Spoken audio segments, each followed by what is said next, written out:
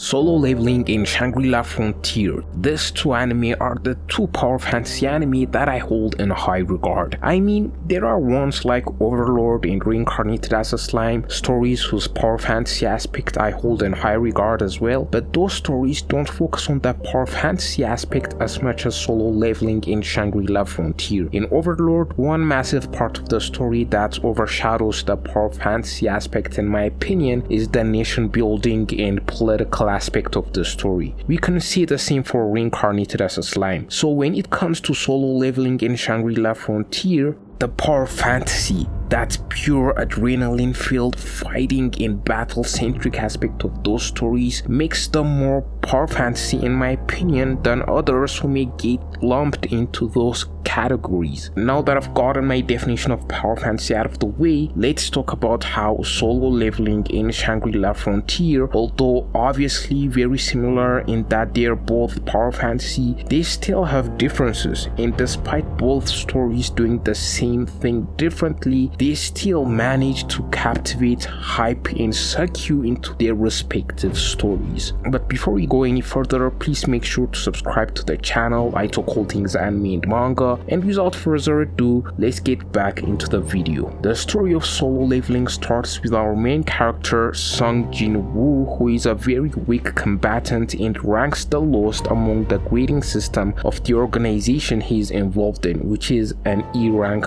honor. The story of Solo Leveling tells us that Jin-woo is an underdog, and it makes that very clear. But that's totally not the case for Shangri Frontier. In Shangri Frontier, we see Sunraku, our protagonist, clearing a trash game, which is a game that has so many bugs and flaws that it's impossible or very painful to finish. And we see Sunraku epically finish his game in the first episode. We can see from his mannerisms and all that Sunraku is a very skilled individual that is not an underdog at all. And since both of the stories are power fantasies, we sort of know how things are generally going to go. Both protagonists of the stories are going to face hurdles, and they are going to come out from those hurdles stronger each time they encounter them. In Solo Leveling's case, the excitement comes from the fact that it is an underdog story where we see Jin-woo, this weak guy that everyone looks down upon, proving the world wrong and seeing his rise every step of the way. While in Shangri Frontier, the excitement comes from wanting to see Sunraku, who only plays trash games and is a very skilled gamer, going into the game that is the game of all games, which is Shangri Frontier. We know Sunraku is skilled, and we know that he is going to succeed due to his skillfulness, but that is not the only thing that makes this story exciting to follow. But there is also the fact that Shangri Frontier is a most authentic anime when it comes to depicting gamers, so it has that going for it as well. Both of these stories do the same thing differently and still make their own ways interesting and exciting to follow. But when it comes to both of the shows, they have a very vocal detractors, and there is a prevailing criticism that I often see come up when stories like Solo Leveling and Shangri Frontier get criticized, and I very much disagree with those criticisms. Both of these stories get the criticism that they are the shallowest piece of media, and my answer is they're not trying to be deep. Why judge an orange for not being a horse? This types of criticism is so dumb to me. Both Shangri Frontier and Solo Leveling are there to get you hyped and excited, and they do a damn good job at it. They're not there to make you ponder about deep philosophical questions about our existence or anything like that. If you want those types of anime, you can watch Orb on the Movements of the Earth and many more anime like it. Solo Leveling and Shangri Frontier are not the stories for that. Let's judge stories for what they're actually trying to do and not what they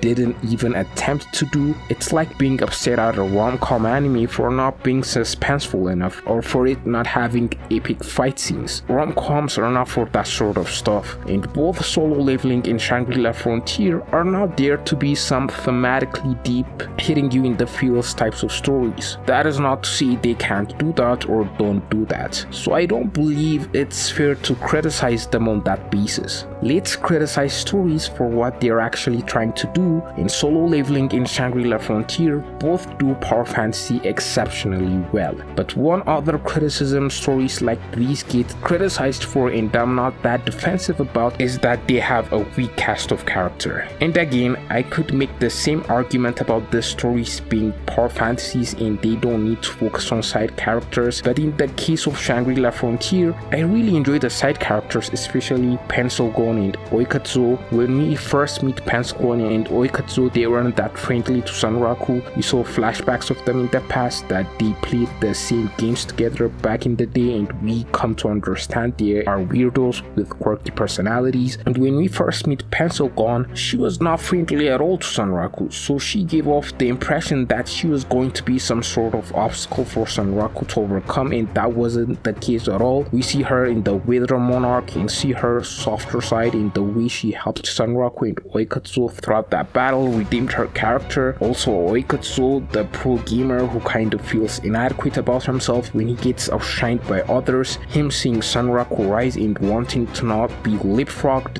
that lets you root for him. Also, when Oikatsu called Pencil-gon and Sanraku to help him in the GGC arc to beat Star Rain in a game that he so desperately wanted to win, and the fact that Sanraku and Pencil-gon went out of their way to be there for him was wholesome, and it did make me like this trio of friends, because Sanraku, Pencil-gon and Oikatsu at first felt to me they were helping each other out just because they wanted something from each other. I thought they were acquainted with each other for convenience sake, and it wasn't because they were truly friends. That's how I felt about them at first, but the GGC arc changed that for me. When Sanraku and Pencil-gon came to the aid of their friend, it endeared me to them. And when it comes to Solo Leveling, it also gets criticized for having weak side characters, but the story is called Solo Leveling for a reason. It's a solo one-man show and the story is aware of it. And still, for a pure power fantasy, it has a solid cast of characters. I still get the criticism, but without spoiling much for anime onlys, the final moments of Jinwoo with some of the side characters like Goga and He, and the way Jinwoo's life turns out with his family and stuff sold me on some of the side characters, but still I understand the criticism that they get. But for pure power fantasies, both Solo Leveling and Shangri-La Frontier have solid side characters. Also, another thing to note about the stories is that you may not view the stakes of both of the stories the same, because in Solo Leveling it's hunters fighting for the survival of their world, and in Shangri-La Frontier it's a bunch of people playing a virtual game. For me personally, that doesn't hinder my enjoyment of Shangri-La Frontier, but I could see why people might feel that way, that Shangri-La Frontier stakes are lower. And as many power fantasy go in the anime and manga sphere, the character design, especially for the protagonist, could be very standard as seen in many of them, but when it comes to character design, Solo Leveling, it just turns Jinwoo into a supermodel, while in Shangri-La Frontier we get the absolute opposite and we get a goofy bird looking guy. And this speaks to the type of power fantasy both of the stories are. Solo Leveling takes all the traditional power fantasy tropes and it takes it to the absolute highest of highs it could possibly reach, while Shangri-La Frontier is a power fantasy that tries to wow us by doing something completely out of left field. And both approaches work if done right. Solo Leveling for me is a traditional power fantasy done right, while Shangri-La Frontier is closer to a deconstruction of power fantasy than a traditional power fantasy. Solo Leveling plays it straight.